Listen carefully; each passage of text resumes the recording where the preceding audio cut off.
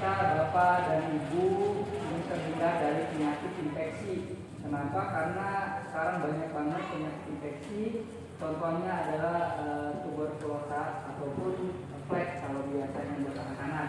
Nah, nanti saya jelaskan sedikit terkait tentang penerapan etika batuk ketika Bapak dan Ibu ada gejala batuk harus bagaimana. Kenapa? Karena mengganggu aktivitas yang lain juga.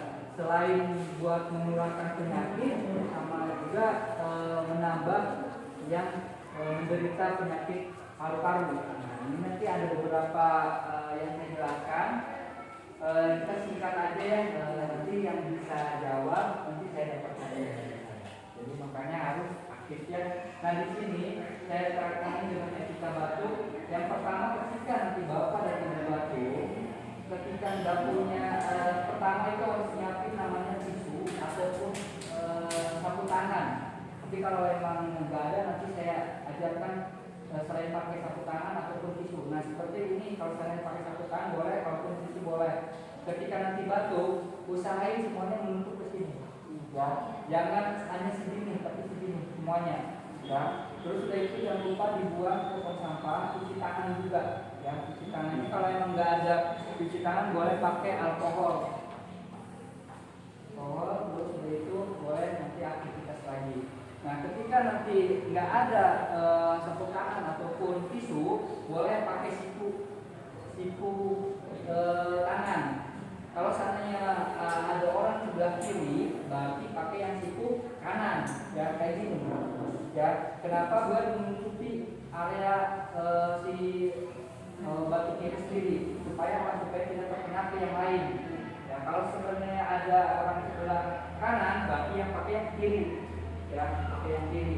Nah, nanti cara kalau seandainya itu cara pemakaian masker yang baik itu dia dari ini nanti saya bagikan juga masker boleh pakai ini lihat kawatnya, kawat ini harus menutupi ke sini ke bagian batang hidung ya, itu baru dipakai maskernya.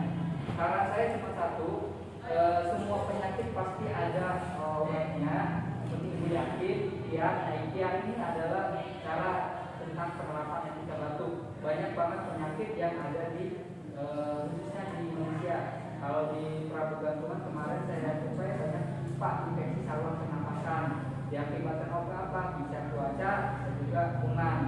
Nah, itu adalah penerapan etika batuk nanti di Puskesmas Prabu Gantungan. Kalau ada yang bertanya juga, kalau seandainya nggak ada, nanti kita lanjut aja ya karena ada pelayanan juga. Oke, sebelumnya nanti satu orang aja karena saya bawa hadiah cuma satu. Jadi siapa yang bisa menerapkan etika batuk satu orang aja? Silakan. Mangga, satu orang aja nggak apa-apa kalau seandainya batuk pakai sarung tangan ataupun pakai ini diterapkan coba. Satu ibu yang bisa. Mangga nanti biar.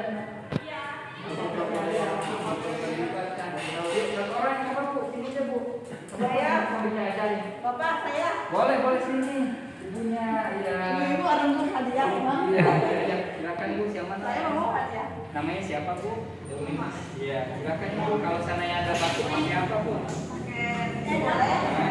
Pakai boleh. Terus nggak apa-apa kalau seandainya batuk gimana caranya kalau seandainya nggak ada? Nggak ada apa-apa ya. Bikin aja. Oke, ya jadi penerapannya nanti kayak gitu aja. Nah, itu yang masih terangkan. Ya, dan ibu selamat ya dapat hadiah ya.